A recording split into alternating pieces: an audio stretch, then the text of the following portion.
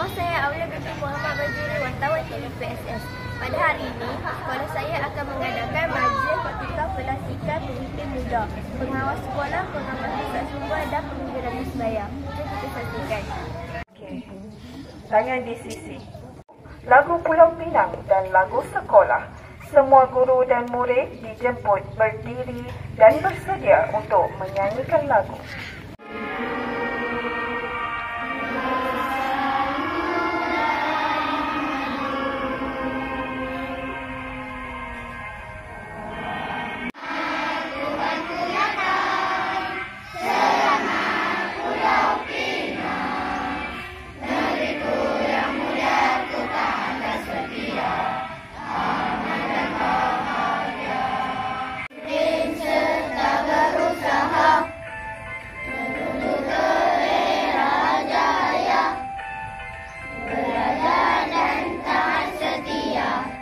Salam sejahtera, sirih berlipat sirih Pinang, sirih dari Pulau Mutiara.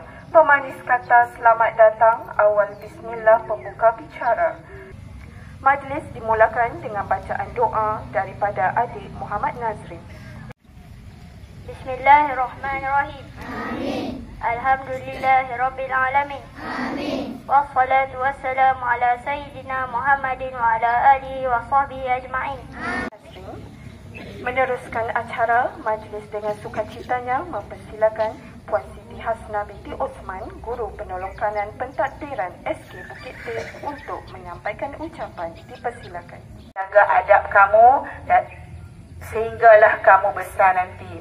Dan selain itu, cikgu juga nak pesan, bila mana kamu dah terima watika lantik kami, maka bermulalah tugas kamu, laksanakanlah tugas dengan baik. Laksanakanlah tugas dengan rasa tanggungjawab. Jadikan contoh juga untuk adik-adik kamu. Okey. Yang dihormati Sarjan Muhammad Zahir bin Cekti, Ketua Cawangan Kebajikan Perkeb Bahagian Pengurusan IPD Seberang Perai Tengah untuk menyampaikan ucapan sekaligus merasmikan majlis. Dipersilakan. Kerana dengan limpah kurnianya, kita dapat bersama-sama berhimpun pada pagi yang penuh bermakna ini bagi meraihkan majlis watikah pelantikan pengawas sekolah, pengawas pusat sumber sekolah, pembimbing rakan sebaya dan pengawas kantin bagi tahun 2025 ini. Pimpinan dan etika.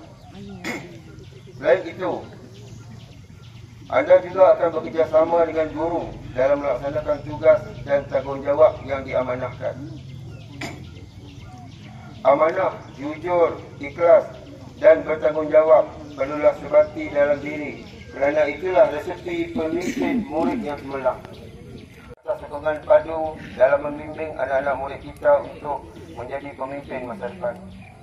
Semoga kerjasama ini akan terus kukuh demi kejayaan bersama. Akhir kata, dengan lafaz Bismillahirrahmanirrahim, saya merasmikan majlis watikah pelantikan pengawas sekolah, pengawas pusat sumber sekolah, pembimbing rakan sebaya dan pengawas kantin Sekolah Kebangsaan Bukit Teh bagi tahun 2025. Sekian, wabillahi taufiq wal hidayah. Assalamualaikum warahmatullahi wabarakatuh.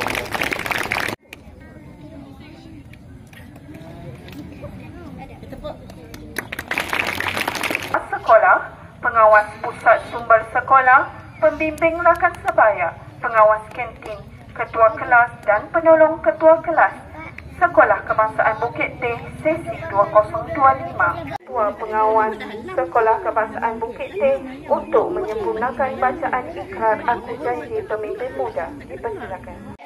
Berikrar dan berjanji. Akan menjalankan tugas kami. Dengan penuh dedikasi.